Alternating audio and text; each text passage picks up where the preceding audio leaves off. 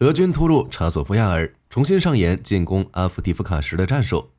俄媒对外表示，乌克兰情报总局局长在俄军袭击哈尔科夫的行动中遇袭身亡。20个国家积极响应募资，为乌克兰采购弹药。俄罗斯维和部队撤离纳卡地区，美军在印太地区首次部署中程能力。精彩资讯即将开始。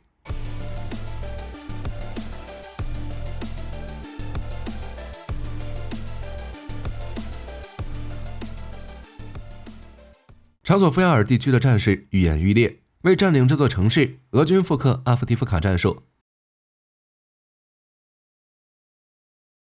查索夫亚尔地区的战斗已经进入了新阶段。根据媒体报道，在查索夫亚尔市，俄军突击部队已经开始向乌军防御深处突进，并计划强行突破北顿涅茨克顿巴斯运河。初步估计，如果俄军沿着河流向南进攻，查索夫亚尔将被一分为二。目前，俄军已经占领多处乌军据点，并突破乌军防线，深入克拉斯诺霍里夫卡南部，并控制该市区的3成区域。在这种局势下，乌军只能被迫撤退，并退入市中心继续坚守。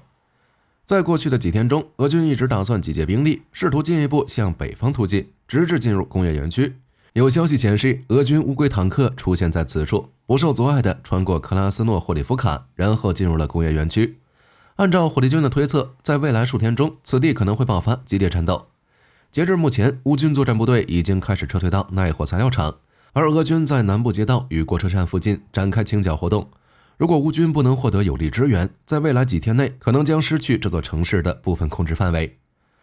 对于查索夫亚尔这座城市，外界流传比较多的说法是，这是一个重要的战略城市，如果被俄军占领，乌军将失去整个顿涅茨克地区。然而事实上，虽然查索夫亚尔的战略位置比较重要，但将其视为通往克拉马托尔斯克的直接通道，这种说法是不准确的。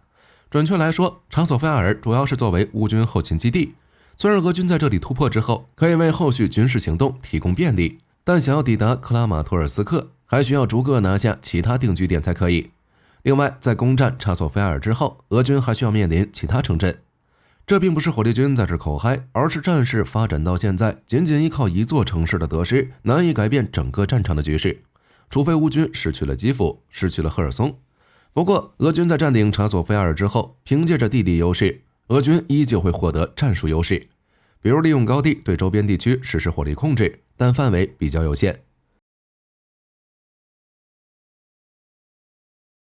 4月20日，乌克兰对俄本土发动大规模空袭。俄罗斯国防部称，防空部队击落并拦截50架乌克兰无人机，没有人员和财产损失。但是很明显，事实并非如此。俄罗斯布良斯克州长博戈马兹称，该地区的变电站附近被无人机攻击，能源设施受损。另一位俄罗斯官员称，除了良斯克变电站受损外，斯摩棱斯克卡德莫沃油库、卡卢加变电站、库斯克沃尔科沃变电站也受到袭击。4月19日，荷兰国防部长卡伊萨·奥隆格伦在北约乌克兰理事会会议上表示，为乌克兰防空提供超过2亿欧元，其中 1.5 亿欧元将用于德国为乌克兰寻找防空装备，另外6000万欧元用于短程防空系统。此外，4月19日，北约秘书长斯托尔滕贝格表示，北约国防部长同意向乌克兰提供更多防空装备。之前泽连斯基称，乌克兰需要至少7套爱国者，德国已经援助1套，剩余6套相信很快就着落。按照当前局势，乌克兰面对的挑战可不只是查索夫亚尔，而是整个战场的战略布局与战术准备。而乌军阻止俄罗斯攻势的关键因素可以归结出几个方面。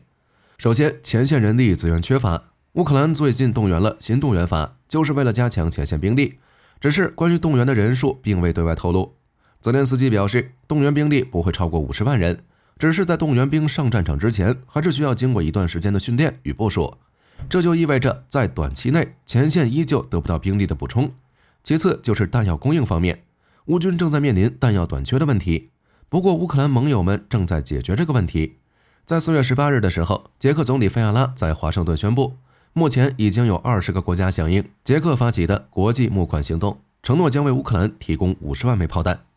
此前，欧盟国家承诺将在3月份为乌克兰提供100万枚炮弹，但受限于生产能力，交付数量远远不达标。在这种情况下，捷克发起一项国际募款活动，目的就是为了筹集更多弹药支援乌军。截至目前，已有20个国家响应，包括加拿大、德国、荷兰以及波兰等。另外，比利时、丹麦、芬兰以及挪威等同样加入了倡议。按照费亚拉的说法，此项协议并非一次性项目，目标是建立一个长期为乌克兰供应武器弹药的系统，这将直接有助于改变战场局势。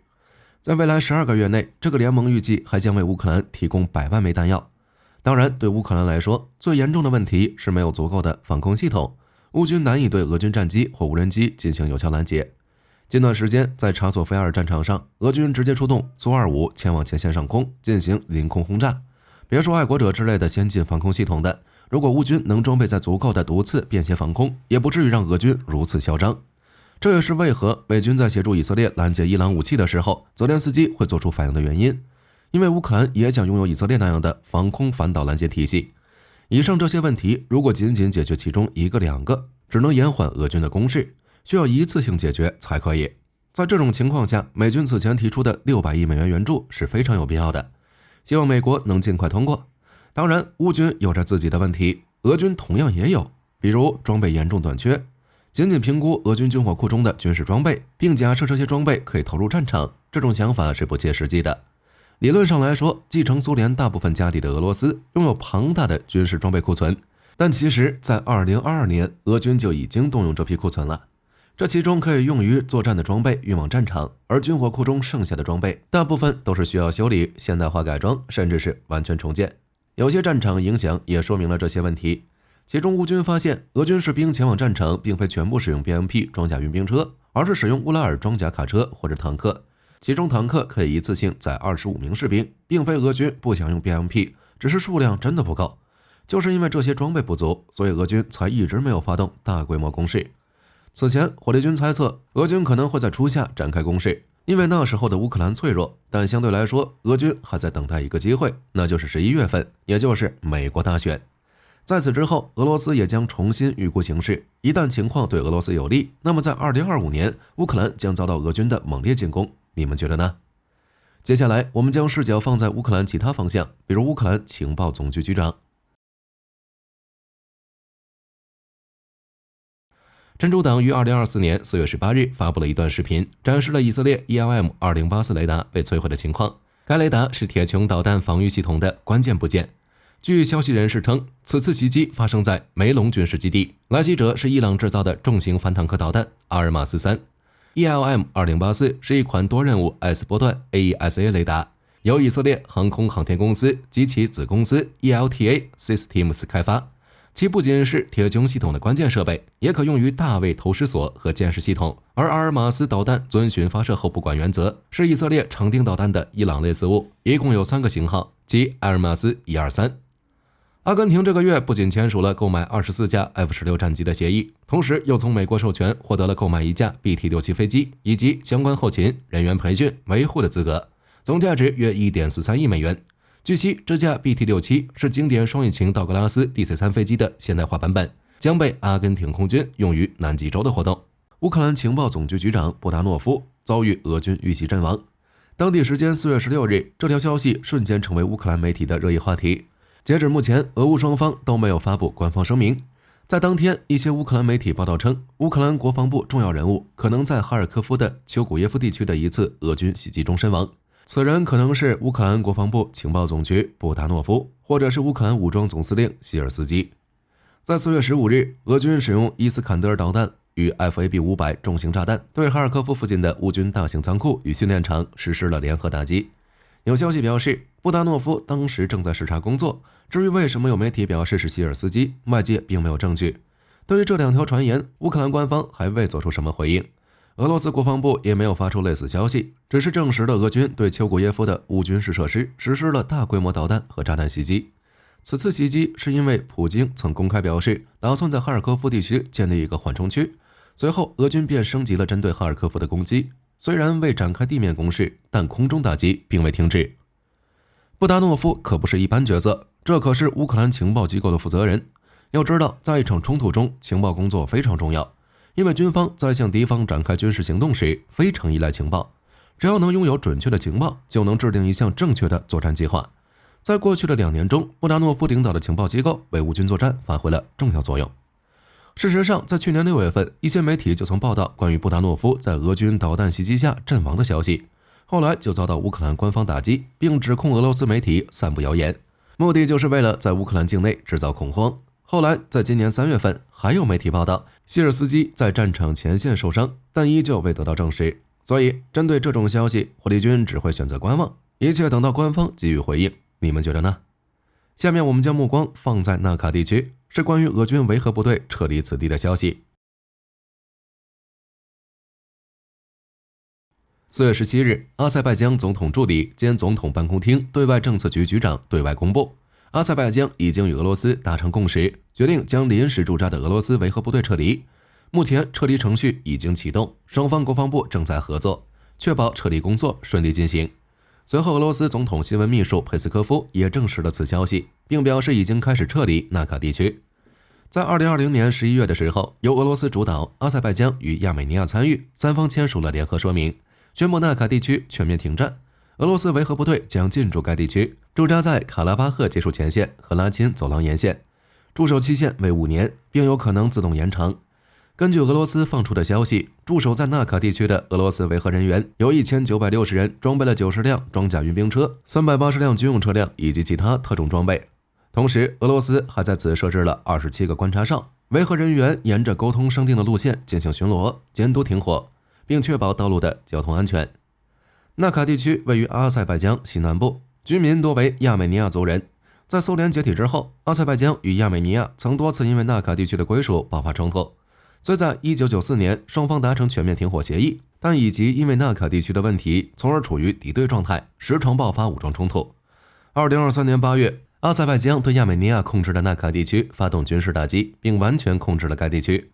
自此之后，此地局势发生了根本性的变化。在2023年12月，两国发布联合声明，表示将尽快达成和平条约。俄罗斯专家表示，目前纳卡地区处于阿塞拜疆的控制之下，俄罗斯在此时撤出维和部队是合乎逻辑的。不过，俄罗斯仍旧是此地局势的主要调解者。